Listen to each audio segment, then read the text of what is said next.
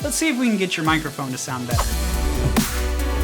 I'm Will, the homeschool DJ, and I started out as a sound guy, applied to work at a DJ booking agency, and learned a new application for audio engineering. A lot of DJs don't have a background like mine and struggle to get their vocal mic to sound clear. I'd like to give you a few tips that I picked up over the past couple years working with DJs. First tip is gain staging. If you're using a wireless microphone, you may have noticed that your voice sounds distorted or crunched like a guitar or a southern gospel preacher. And he can do the same thing for This is due to the gain of your mic being set too high. Gain and volume are not the same. Gain is signal strength, volume is how loud the channel goes out to the final master mix. If you turn the gain up too much, the signal becomes too strong for the mic preamp and clips the tips of the waveforms, causing the distorted sound you hear. No matter how low you turn the volume, it will always sound distorted. A simple and free solution to this is look at the back of your wireless microphone receiver. There should be a small recessed knob that you will need a flathead screwdriver to turn. If this knob is turned all the way clockwise, then your gain knob is set too high. Turn this knob counterclockwise to about noon. Test your mic to see if there's any improvement. You'll need to set this based on how loudly you speak. Some wireless mic systems have the gain setting in the digital menu on the front. Next, adjust your gain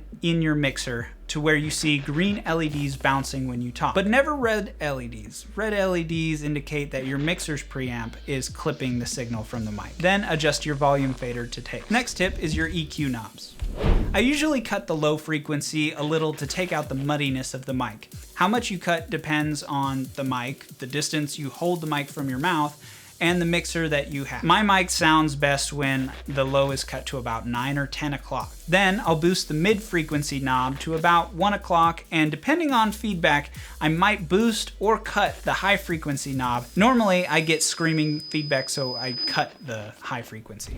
Next tip is the EQ on your speakers. Every speaker is different. I'll normally leave my speaker EQ flat or normal at the beginning of the wedding reception, and when the dancing starts, I'll boost the bass. You will have to find a setting that you like on your specific speaker. Keep in mind that vocal clarity sits around 1000 Hz, bass punch sits around 50 Hz, muddiness is around 250 Hz, boxiness is around 800 Hz, and sparkly frequencies are 2.9 kHz and above. Next tip is in regards to when you talk on the microphone. If you want to say something without cutting the music off, simply turn the mid-frequency knob on the music channel down as far as it will go. That should keep the music from occupying the same frequency as your voice, thereby separating your voice from the music, creating more clarity. This will keep the driving beat going as well as the high-end sparkly frequencies of the music. Many guests won't even notice the change, but I've gotten compliments on how clear my voice is over some other DJs they've heard. Something I see a lot of DJs doing that works well is turning the low pass filter down so that all you can hear of the music is the bass beat. This leaves room for your voice in the mid and high frequencies while keeping that beat going. This will, however, be noticed by your guests.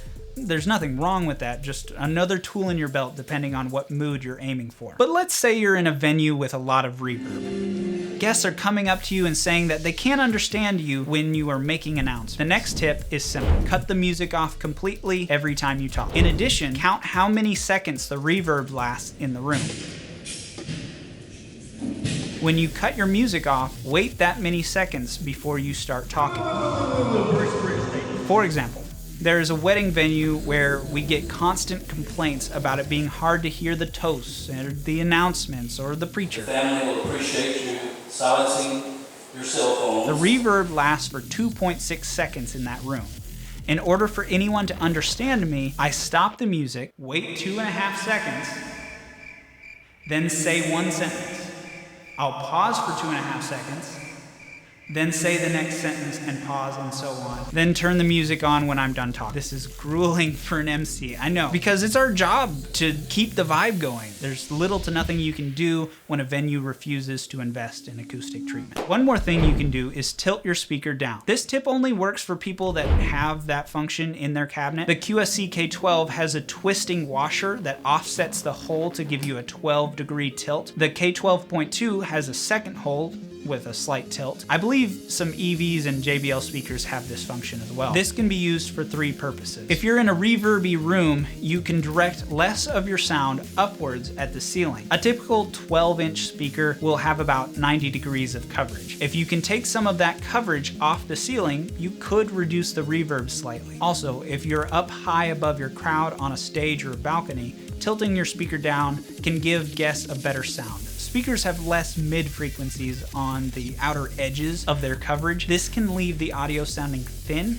if your audience is far below or to the sides of you. And a third use for this tilt down function is when there are a bunch of people in the back of the room that want to talk. You want to focus your audio on the dance floor in front of you, but you don't want to throw the audio far to the back of the tent or room or neighbors. Tilting your speaker down can reduce the distance you throw your sound. This can be very bad in situations like the ceremony when you want the back row to be able to hear just as well as the front. In that case, you will want your speakers high above the heads of the guests. Then depending on the height, you can determine whether you want to tilt back down. The next tip is mic technique. I would encourage you to find a vocal coach that will teach you how to project your voice, as well as use proper mic technique. Oh my. Cupping the microphone is a problem that I see with inexperienced entertainers ranging from Kanye West to soccer mom talent show. When you cover the grill of the microphone, you cut off frequencies that are responsible for clarity of speech and focus other frequencies that are responsible for muddiness and screeching feedback. Holding the mic properly at the correct distance and angle can greatly improve clarity, volume, and feedback. Hold the mic by the handle. Don't shuffle or adjust your grip on the mic while it's unmuted. Hold the mic 4 to 8 inches from your mouth. Hold the mic at a 45-degree angle horizontally off to the side, pointed at the corner of your mouth. If you raise the mic up vertically, you get more nasally tones. If you lower the mic, you will get more muddy tones. Moving the mic up or down can compensate for poor clarity.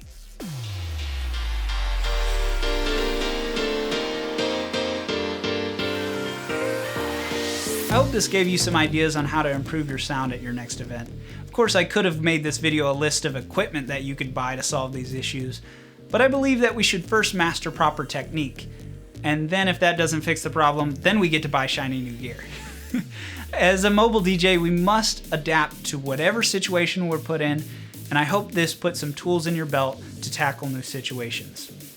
Let's fill the comments with helpful tips that you've learned in your experience as a mobile DJ. Also, it would help push this video into the algorithm if you pressed a button down there. Thank you for watching.